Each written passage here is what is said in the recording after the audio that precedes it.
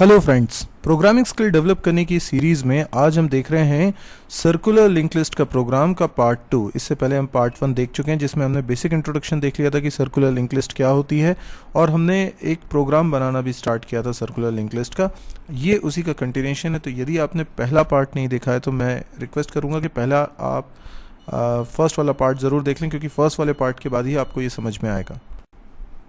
आइए अब प्रोग्राम देखते हैं। हम जो प्रोग्राम बना रहे थे उसमें हमने एक स्ट्रक्चर बना लिया था नोड नाम का, और उसमें दो वेरिएबल्स हैं, डेटा और नेक्स्ट। इसके अलावा यहाँ पर कुछ फंक्शंस मैंने डिक्लेयर किए हुए हैं। एक एक करके हमें सारे फंक्शंस डिफाइन करने हैं और सबसे लास्ट में हम मेन फंक्शन बनाएंगे जिससे कि हम इस को डिमॉन्स्ट्रेट कर सकें कि कैसे रन होगा, राइट। तो अभी हमें सबसे पहले जो फंक्शन मैं बना के आपको बता रहा हूँ वो है डिस्प्ले फंक्शन। आप देखिए डिस्प्ले फंक्शन का जो डिक्लेरेशन है उसको देखिए और उसके हिसाब से मैं इसको डिफ़ाइन करने वाला हूँ। तो सबसे पहले तो फंक्शन डिफ़ाइन करने के लिए लिखा वॉइड, फंक्शन का नाम डिस्प्ले, और इस फंक्शन में मैंने पास किया हुआ है स्ट्रक्ट नोड लास्ट, ठीक है। अब इस फंक्शन की कोडिंग लिखते हैं। तो हम डायग्राम से भी साइमल्टेनियसली समझें हम कर क्या रहे हैं। ये एक एग्जांपल है सर्कुलर लिंक लिस्ट का। ये आप सोच के रखिए कि लिस्ट बनी हुई है, ऑलरेडी कुछ नोड्स उसमें बने हुए हैं और एक लास्ट नाम का पॉइंटर है जो लास्ट नोड को कर रहा है पॉइंट। तो अब मुझे इस पूरे लिस्ट को ट्रैवर्स करना है। ध्यान रखें हमारा जो पहला नोड है उसकी वैल्यू हमें सबसे पहले प्रिंट करवानी है, ठीक है। तो पहला नोड कौन सा है? पहला नोड ये वाला है, ये फर्स्ट नोड है, ठीक है। ये सेकेंड नोड है, ये थर्ड नोड है, ये फोर्थ नोड है और ये फिफ्थ नोड है, राइट। फिफ्थ नोड अभी फ़िलहाल लास्ट नोड है, इसलिए लास्ट नाम के पॉइंटर में फिफ्थ नोड का एड्रेस है। तो आप जो फंक्शन बना रहे हैं उसमें आपने एक लास्ट नाम का पॉइंटर बनाया हुआ है। ये लास्ट नाम का जो पॉइंटर है इसी में एड्रेस आ चुका होगा लास्ट वाले नोड का, यानी एग्जाम्पल के हिसाब से ये पाँचवें नोड का एड्रेस आ चुका होगा। तो हमारे फंक्शन में लास्ट नाम का एक पॉइंटर एग्जिस्ट करता है, ओके। अब हमको क्या करना है, हमें ये देखना है कि लास्ट की वैल्यू कहीं नल तो नहीं है, यानी हम एक इफ़ कंडीशन लगाएं और उसमें देखें कि लास्ट वेरिएबल जो कि पॉइंटर है उसमें अगर नल रखा हुआ है दैट मीन्स कि लिस्ट एम्प्टी है, लिस्ट में कोई नोड है ही नहीं, ठीक है। तो डिस्प्ले कराने के लिए कुछ है ही नहीं, हम प्रिंट करवा देते हैं print F list is empty, ठीक है ना, लिस्ट एम्प्टी है। अगर ऐसा नहीं है तो लिस्ट में कुछ नोड्स हैं तो मैं एल्स की बॉडी में आता हूँ और एल्स का कोड लिखता हूँ। तो हम ठीक है, तो हम मानते हैं कि लिस्ट में नोड्स हैं इसलिए एल्स में आए हैं। मैं एक और पॉइंटर यहाँ पर बनाने की अब बात कर रहा हूँ। ये पॉइंटर कुछ नाम रख लेते हैं टी, और मैं चाहता हूँ कि लास्ट देखिए लास्ट जो पॉइंटर है वो जो लास्ट नोड को पॉइंट कर रहा है उसके नेक्स्ट में, मतलब ये वाला ब्लॉक, इस ब्लॉक में क्या रखा हुआ है, इसमें रखा है 1000। 1000 क्यों? ये 1000 ये पहले वाले ब्लॉक का मैंने एड्रेस सपोज करा हुआ है। तो ये एड्रेस 1000 है, ये 2000, 3000, 4000, 5000, तो हर एक ब्लॉक का मैंने कुछ एड्रेस नंबर सपोज कर लिया। तो क्या आप समझ पा रहे हैं कि लास्ट जो कि पॉइंटर है वो जिस नोड को पॉइंट कर रहा है उसके नेक्स्ट नाम के पॉइंटर वेरिएबल में क्या रखा है?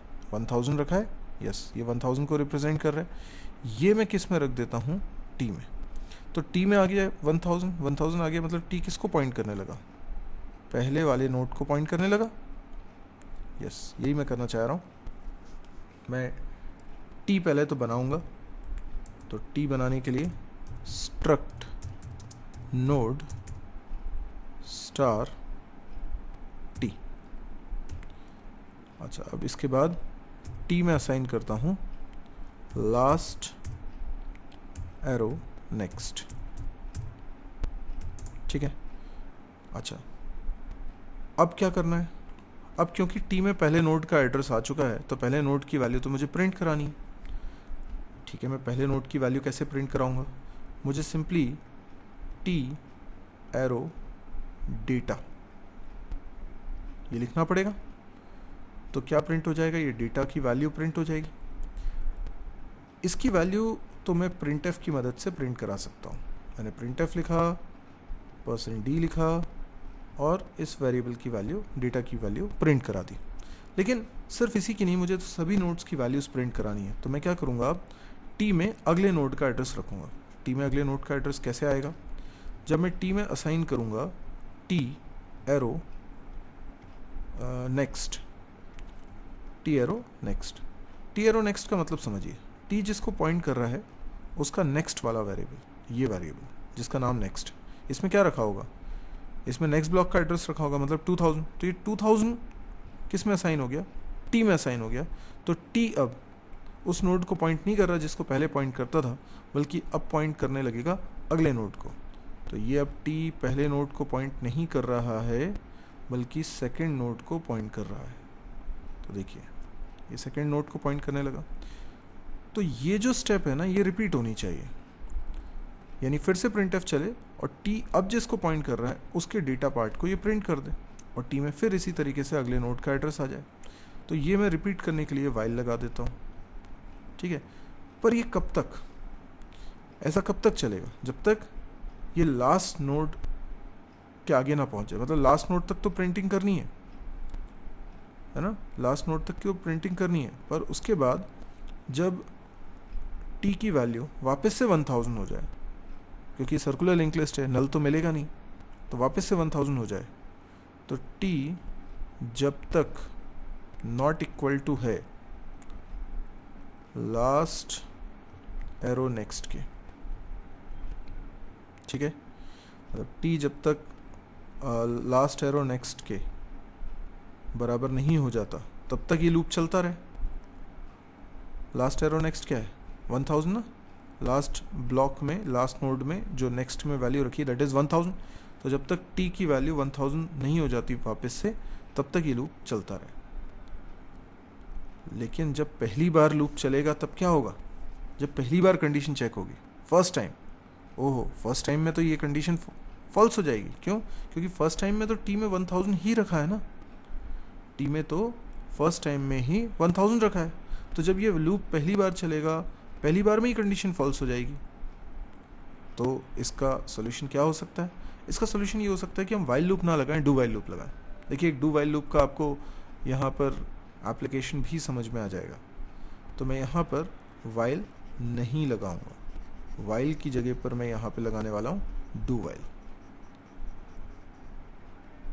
तो देखिए डू वाइल कैसे लगाऊंगा, मैं यहाँ पर लिख दूंगा डू, ठीक है, और वाइल लगा दूंगा लास्ट में। और वाइल में क्या कंडीशन हमको बनानी है,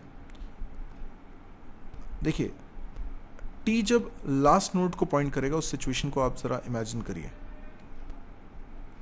ये टी आगे बढ़ते बढ़ते बढ़ते एक समय ऐसा होगा कि लास्ट नोड को पॉइंट कर रहा होगा, ठीक है। तो चलना चाहिए लूप, होगा ये कि ये टी एरो डेटा मतलब लास्ट नोड की वैल्यू को प्रिंट कर देगा, उसके बाद टी में टी एरो नेक्स्ट आ जाएगा, है ना। उसके बाद टी में टी एरो नेक्स्ट आ जाएगा। तो हम क्या कर देंगे, तो हम देखेंगे टी जब तक नॉट इक्वल टू है लास्ट एरो नेक्स्ट के, तब तक लूप चले। अब ये सही क्यों हो गया, क्योंकि जब पहली बार में टी में जब पहले नोड का एड्रेस था मतलब 1000 था, तो इसने पहले नोड के डेटा को प्रिंट करने के बाद टी की वैल्यू चेंज कर दी थी। ये जो स्टेप चली थी ना, तो टी की वैल्यू चेंज हो गई थी, टी में 2000 आ गया था। तो जब वाइल की कंडीशन चेक हुई तो टी में वैल्यू चेंज हो चुकी थी। तो आई होप आपको बात समझ में आई होगी, नहीं समझ में आई तो फिर से समझिए। टी में शुरुआत में मैंने क्या रखा, टी के अंदर देखिए असाइन कर रहा हूँ लास्ट एरो नेक्स्ट। मैंने एल्स के अंदर क्या लिखा है, टी में असाइन करो लास्ट एरो नेक्स्ट। तो टी में क्या चला गया, टी में चला गया है 1000, ठीक है। और मैंने जो वाइल की कंडीशन बनाई है वो भी क्या बनाई है, टी जब तक 1000 के बराबर नहीं है तब तक लूप चले, पर टी में तो 1000 रखा है। लेकिन जब लूप पहली बार चल रहा है तो पहले कंडीशन थोड़ी ना चेक हो रही है, डू वाइल लूप लगाया मैंने, पहले तो आप बॉडी के अंदर आ जाएंगे और टी एरो डेटा को प्रिंट कर देंगे, यानी पहले नोड में जो वैल्यू रखी है उसको प्रिंट कर देंगे, और उसके बाद वाइल की कंडीशन चेक करने से पहले ये लाइन भी तो चलाएंगे, T assign T arrow next. तो टी एरो नेक्स्ट कितना है 2000, 2000 टी में आ जाएगा तो टी की वैल्यू 1000 थोड़ा ना रह जाएगी, हो जाएगी 2000। तो जब पहली बार वाइल की ये कंडीशन चेक होगी तो टी की वैल्यू 1000 नहीं है, उस समय 2000 है, और जब तक ये वापस से 1000 नहीं हो जाता है तब तक ये लूप चलता रहेगा। तो इस तरीके से हमारा डिस्प्ले फंक्शन तैयार हो जाएगा। तो हम लिखेंगे डू के बाद डू वाइल लूप में हमें क्या लिखना है, सबसे पहले हमें लिखना है प्रिंट एफ। तो हम लिखेंगे प्रिंट एफ %d, थोड़ी सी स्पेस दे देता हूँ ताकि डेटा के बीच में गैप रहे, और उसके बाद मैं लिखता हूँ टी एरो डेटा, ठीक है।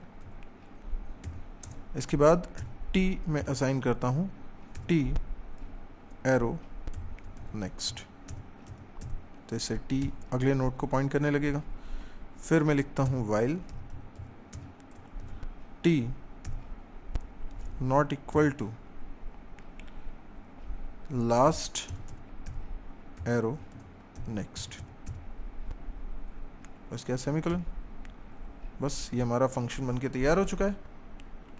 तो ये अभी हमने एक फंक्शन देख लिया है डिस्प्ले, अब आगे बाकी के फंक्शंस भी हम लोग देखेंगे अपने आगे के पार्ट में। तो यदि आपको ये वीडियो पसंद आया हो तो आप इसे लाइक करें, यदि आपको इस तरह के और वीडियोस देखने में इंटरेस्ट है तो आप इस चैनल को भी सब्सक्राइब करिए। अगर आपको मेरे चैनल्स पे वीडियोस देखने में दिक्कत हो रही है, या आप एक ही चैनल मेरा देख रहे हैं, बाकी के चैनल्स की जानकारी नहीं है, तो आप मेरी वेबसाइट को विज़िट करें www.mysirji.com। ये वेबसाइट में आपको बहुत सारा कंटेंट मिलेगा, तो ये बहुत यूज़फुल वेबसाइट हो सकती है आपके लिए। इसमें सी लैंग्वेज का पूरा कोर्स है, C++ का है, जावा का है, PHP MySQL का है, डेटा स्ट्रक्चर, DBMS, इनके कोर्सेज हैं। वीडियो लेक्चर्स के थ्रू आप सारे कोर्सेज को कर सकते हैं, और हर दिन उसमें एक नया वीडियो भी अपलोड होता है, तो उसमें कंटेंट की कोई कमी नहीं है।